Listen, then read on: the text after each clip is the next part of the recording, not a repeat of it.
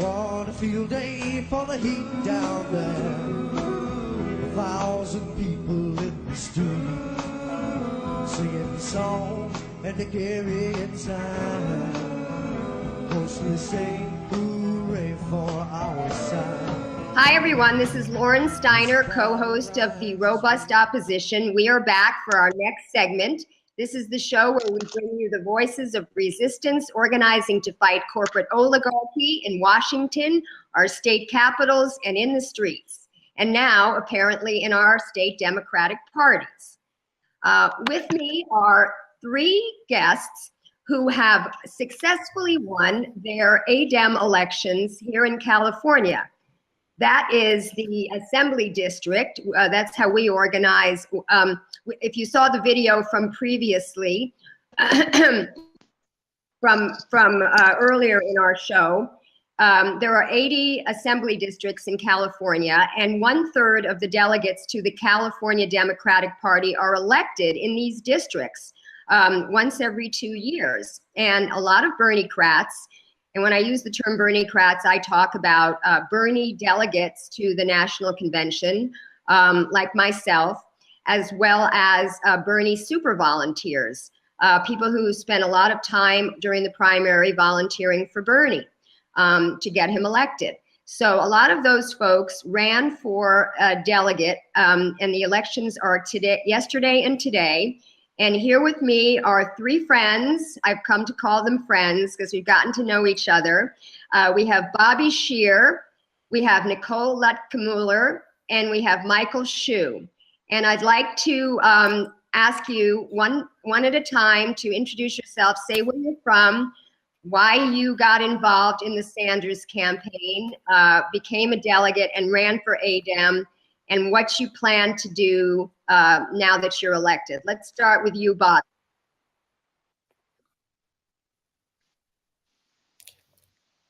Yeah. Great. Yeah, thank you. Yesterday was a great victory for us. Absolutely. We ran a progressive slate up here in the 2nd District, Pacific Northwest California. That's Del Norte, Humboldt, Mendocino, Trinity counties, and 41% of Sonoma County. And we ran 13 candidates. All of them won. I took the executive board position, which means I will have a vote that has equal weight to the governor and our Congress people here in California at our biannual e-board meetings in California. And this is it. I think we're all super excited as we watch those results roll in last night. This is the political revolution that Bernie was talking about, and that we made a reality. He passed these torches to us, and one of our first orders of business is going to be the race for party chair. And it's kind of a microcosm of what we saw in the primaries. It's that embedded establishment Democrat that's taking big corporate money versus that grassroots organizer who has an open ear to the issues that our political revolution's been putting forward. So we've got a lot on our plate here, and this is great. This is a really big victory, and we can really influence the future direction of the Democratic Party. And from what I hear, this is happening in other states. So this is a huge wave, and 2017 is going to be a big year. Now, Bobby, let me ask you something. Your counties up in Northern California went overwhelmingly for Bernie, so you probably didn't have too much of a problem getting elected yesterday, right? Well, from my understanding, there are some districts in the state here where people were afraid to campaign saying Bernie. You know, they were running for these positions. Our fellow Berniecrats were running for these positions and didn't want to mention the name Bernie because they needed those other votes. But up here, like you mentioned, Humboldt, we got 74% of the vote for Bernie. Mendocino, 72%. Overwhelming support. So we ran on that platform that we want to carry these values forward. I'm sure that helped us.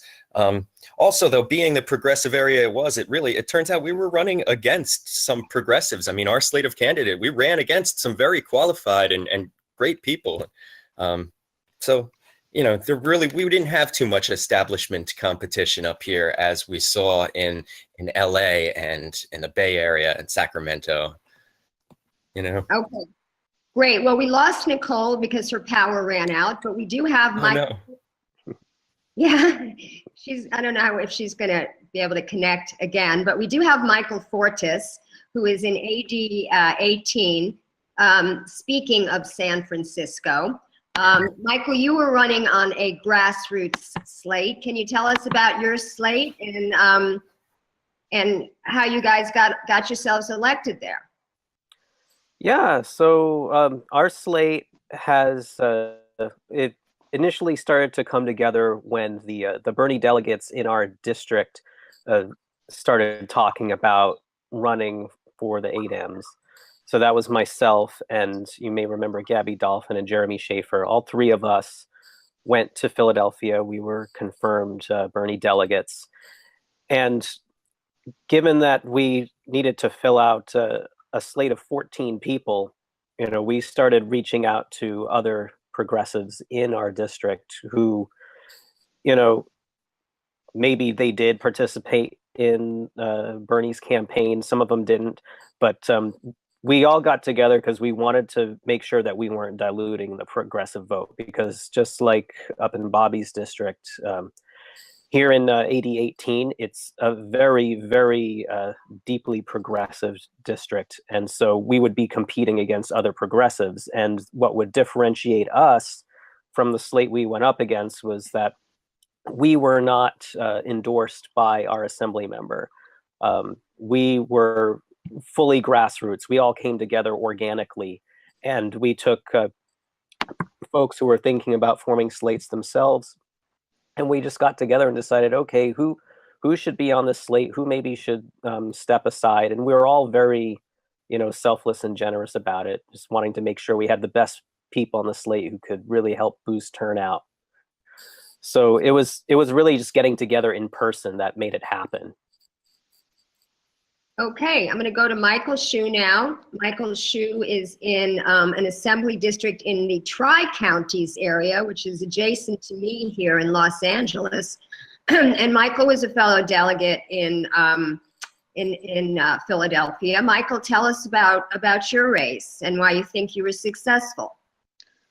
My district, the people who attended were pretty conservative Democrats. Pretty much all of them, I could tell, had supported and voted for Hillary. So what I did was focus entirely about the message, and I spoke to the truth. And my whole platform was about uniting humanity, not falling into the traps of division, which the elite and the establishment do. So to divide us, to disempower us. And I talked about how division works on to fool us, because it plays upon the fear that we're not good enough, to project our pain onto somebody else. And I told him that our pain, our true pain, is our light, and that elected or not, and I really believe this, that our greatest power is in our minds and our hearts. If we take that power, we have more power than the President of the United States. If we do that together, we have the power to change the world. And I didn't bring up Bernie, and even though they're all very conservative, they really resonated with that message. I was going up against this massive network of family and friends that people just came in, they blindly voted. But just staying true to the message, I feel like that got a lot of support. And I just feel like that is, as long as we awaken and make people know that they have the power, then that's what people want to feel. They want to feel empowered. Right. Well, you know what? You're bringing a really spiritual component into this. And some of us who work in politics, not that I'm working in party politics, but we often lose sight of that. And I think that's really important that you added that to the conversation. I want to know if Bobby or Michael have any thoughts on what, Bobby or the other Michael, have any thoughts on what Michael Shue just said? Oh, sure. Yeah, absolutely. I think the spiritual element does take it's something that we do keep in mind. We don't always speak of it, but it's definitely something that drives us. As we know, it's something that drove Bernie too. I mean, what a lot of us like to speak about is putting the morality back in politics, and especially when it comes to making sure that our elected officials, our public servants, are paying attention to the needs of our communities, regardless of whether there's, a gravy train associated with that issue, regardless of whether there are interest groups that can contribute money to campaigns, because a lot of times that distracts our public servants from not just the spiritual needs, but the very real material needs and logistical needs of our communities. And that's what we focused on, especially, is being keyed into our communities. What do they really need? And letting them know that essentially what we want to do as assembly district delegates is drive the conversation back in that direction, so that we are essentially putting the pressure on our assembly member. And I'm sure he's going to be working really well with us, and I'm certainly looking forward to helping to flip the equation and really making good things happen. Awesome. How about you, Bobby? Well, I definitely consider the spiritual component personally. I haven't really made much of it publicly. I say I'm definitely fueled by the empathy and compassion, and I feel that our future leaders and the Berniecrats rising up, that's a big part of what's driving all of us, and hopefully that can remain what's our primary fuel and what's linking us together here. As I was walking up and down the line of people waiting to vote yesterday, the biggest thing that I was saying to them was that I want to use the influence I gained from this to have some really hard, difficult, but important conversations internally at the party level here about the deep rift that we have in the party.